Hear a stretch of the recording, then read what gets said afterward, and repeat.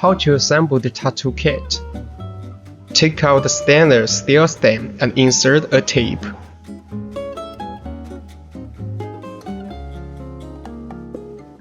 Place the grommet into the idle point needle bar. Make sure the tattoo needle goes through the tube naturally. Also, the needle and tape size is matched. Unscrew the tube rest clamp, insert the tube, and adjust the needle depth.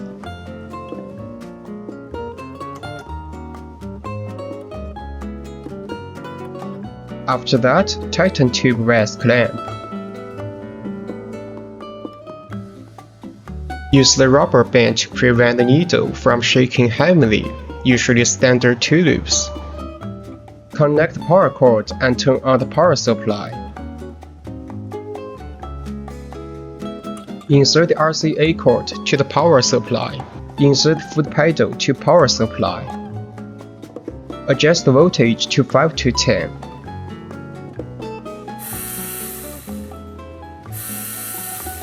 Press the pedal and then start work.